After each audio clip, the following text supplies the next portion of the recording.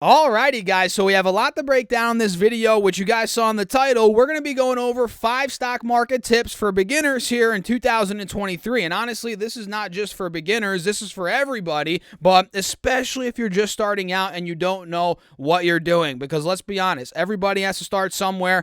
Everybody starts, for the most part, not knowing really what they're doing. So if that's you, this video is going to help you. And we're going to zip right through it, so make sure you guys pay attention. Maybe hit that like button. Save it, save the video for later, watch it twice, maybe take some notes, guys. So if you all find value in this video, hit that like button. Feel free to subscribe if you want to see more stock market content, and if you want some free money, get up to 15 stocks from Moomoo, each up to $2,000, and up to 12 stocks from Webull with any amount deposited, linked right down below, guys. And now let's dive into it with stock market tip number 1. Drum roll, please.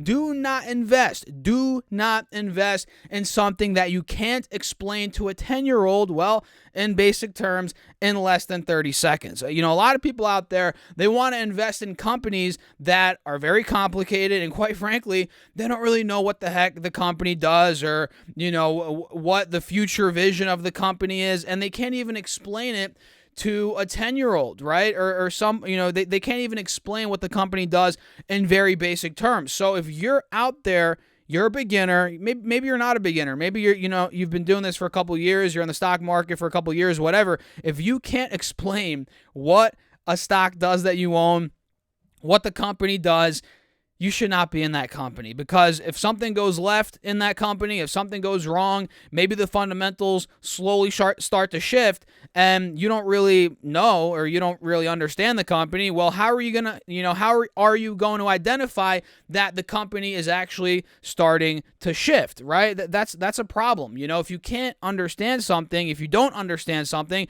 and the legend Warren Buffett says this himself, do not buy something that you don't understand. If you don't understand it, just simply stay away from it. That's simple. That's number 1, guys. Don't invest in something that you can't explain to a 10-year-old in basic terms in less than 30 seconds, right? Or 30 seconds, a minute, whatever it may be. I mean, it doesn't have to be 30 seconds, but you guys get the point, right? Number 2, have a long-term mindset when it comes to the stock market, when it comes to investing, long-term investing, right? We're not talking about trading here, trading stocks, day trading, swing trading, which I do partake in that, but we're not talking about that in this video. I'm talking about long-term investing, right? Buying and holding stocks, index funds, ETFs. If you're just starting out and you want to build wealth long-term, you have to have a long-term mindset, and don't let the short-term noise scare you out of your positions, which kind of actually leads into point number 4, which we'll talk about here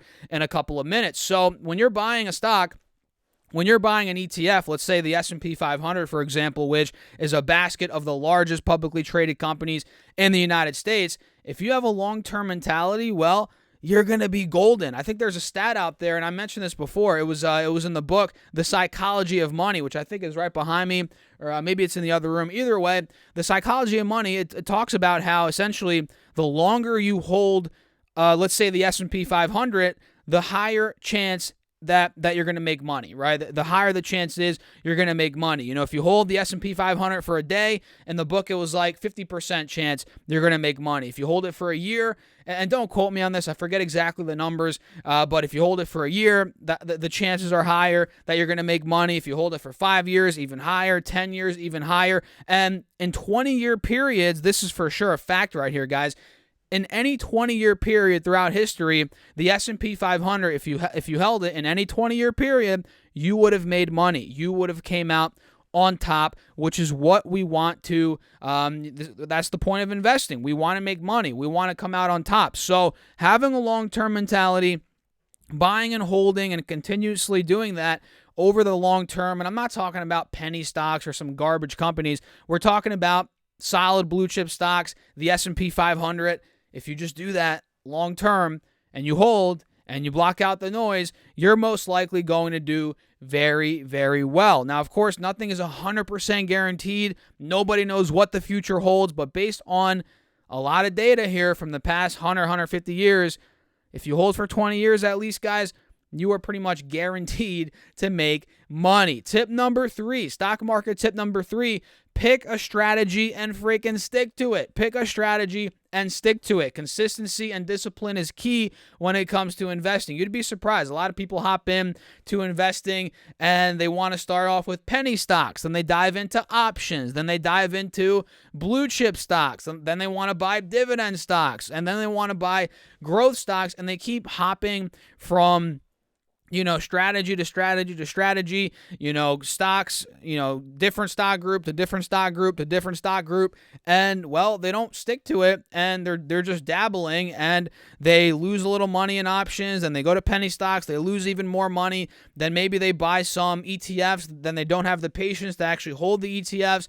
Then they sell out early on a stock market crash. And if this is you guys, if you keep hopping from strategy to strategy, you're selling, you're panicking, you're not going to do well long term. Like I said in the previous point, holding long term, holding for 20 plus years, you've been guaranteed to make money, at least, in the past. Of course, nothing's guaranteed in the future. We don't know, but let's be honest. Most likely you're going to make money in the future as well if you hold for 20 years. I mean, that's at least in my opinion. So pick a strategy and stick to it, whether it's, buying the S&P 500 every week, every 2 weeks, and doing that forever. That's a strategy. Maybe buying 5 blue chip stocks that you like and then sprinkling a little bit of S&P 500, maybe buying a couple dividend stocks, maybe buying some growth stocks, or maybe you just want to be a stock picker, buying some good quality companies. If you want to do that, stick to that strategy. Have a formula to how you pick your stocks and a filter essentially. What you want to buy, what you don't want to buy. Maybe that's a little bit too complicated for beginners out there. I know this is a beginner's video, but essentially, you got to pick a strategy and you got to stick to it. That's simple. And number 4, whatever you do, do not panic sell. Talk about panic selling, guys. A lot of people recently have been panic selling. If you guys didn't know, well, you probably do know, the markets recently have not been doing very well. Well, I guess throughout 2023 so far, they have been doing well. They've been recovering, and at the end of 2022, they recovered a bit as well. But 2022 in general was not a good year for the stock market, and a lot of people sold out. They panic sold.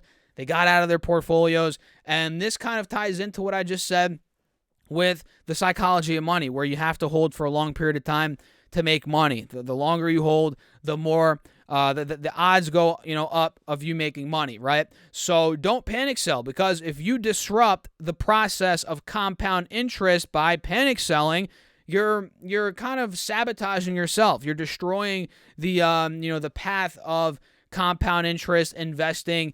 And if you guys know about investing, which probably you know a little bit if you're watching this video, in the beginning, when you're first buying stocks and you're starting to get the ball rolling, you're not really seeing that many results. But after 5 years, 10 years, 20 years, as the ball really starts rolling, your account grows, and your dividends that you're gaining, each quarter you're getting more and more in dividends, you're reinvesting, your portfolio just gets bigger and bigger and bigger.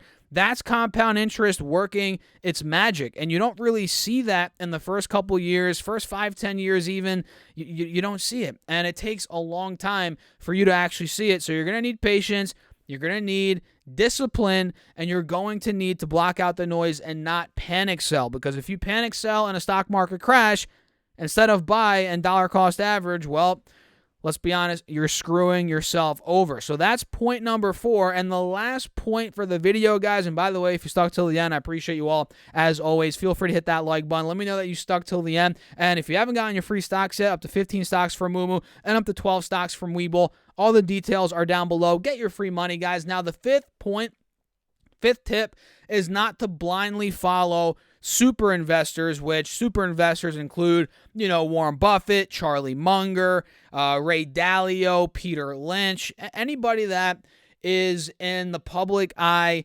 for investing. This could go for YouTubers as well. This could go for people on CNBC.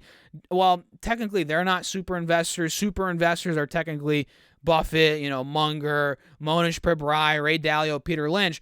But in general, don't just blindly follow anybody, whether it be super investors, YouTubers, people on CNBC. Don't blindly follow anybody because, first of all, and by blindly follow, I mean, don't just buy a stock just because Warren Buffett bought it, just because Ray Dalio bought it, just because Jim Cramer on CNBC bought it, or anybody else on CNBC for that matter. If you blindly follow these people into their stock picks, you could make money. There's a chance you do make money, but what you don't realize is you don't know why they got into that stock. You don't know when they're going to sell out of that stock. You don't know what their thesis around that stock is. You don't know when they plan on adding more to that stock or trimming that stock. You have no freaking idea. You're just blindly following, people that are smarter than you and have a lot more money, but that might not be the best, thing for you to do. And that kind of ties in to number one. If you don't if you don't understand something, just simply don't invest in it. And a lot of people just blindly follow super investors into stock picks that they have no idea about. They don't know anything about the companies, but Ray Dalio bought it. Warren Buffett bought it. I'm going to buy it too.